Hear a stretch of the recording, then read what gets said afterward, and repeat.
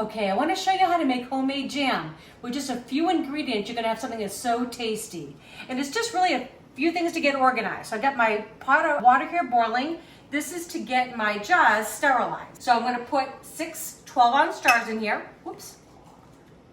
Careful. And these have to come up to a boil, and they need to be in there for at least 10 minutes. I usually just leave them in there until my jam is done. So jars are going in.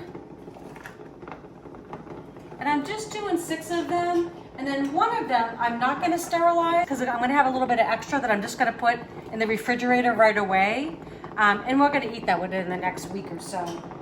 These are actually going to be preserved. So these can be in your pantry for a year or more. And they'll be fine. Okay, jars are in. Okay. You also want to put your covers in. Those are going to go in as well.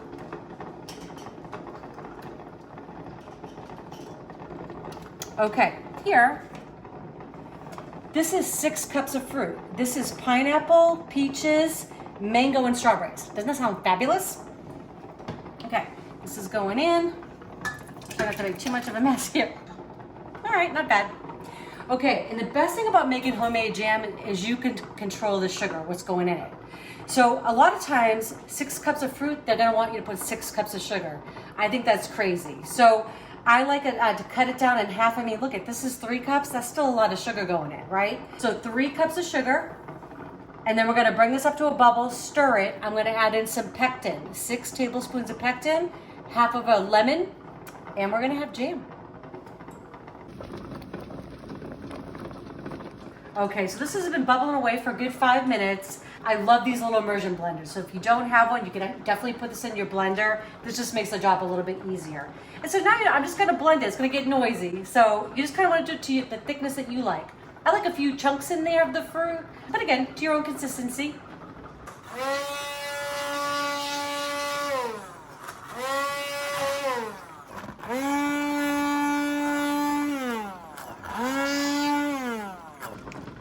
Okay, got my half of my lemon getting ready to go in.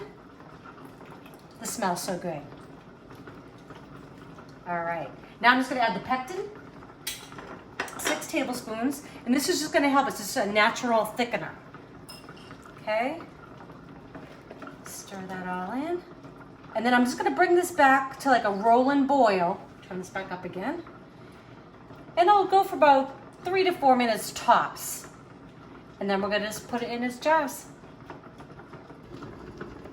The jam's ready. Just gonna put it in my jars here. This is 12 ounces. And then I'm just gonna fill these all up. They're gonna go back in the boiling water once they're sealed, and they're gonna go back in for 10 to 15 minutes. And that's gonna preserve them. All right, so these are all jarred up. Honestly, I've never done this combination before. I just snuck a taste. It is so delicious. It's the pineapple, the strawberry, the mangoes, and the peaches. Fabulous. So I just kind of buy what's on sale. I look what's in the freezer section. I mean, I've done strawberry, I've done blueberry, I've done mango, raspberry. You can kind of get as creative as you want, but we just want to make sure this goes back in because these are going to be able to stay on the shelf. So these can go in the pantry. Like I said, they can stay over a year and they're fine. I don't think they're going to last that long, but the other thing is we just bought a bread maker. Oh my goodness. My husband has been making bread. Fabulous. So I think we're going to be going through this jam. I think I better get on my bike. All right, 10 minutes, this will be done. Okay, so I got them out now. You're gonna know, you don't let these cool completely like this, and you're gonna know if they're completely sealed. Once this is cool, if you press down on the top and it moves, it has not been sealed correctly. That cannot go in your pantry. It's gotta go in your fridge, okay? These are gonna be good. I hope you enjoy them.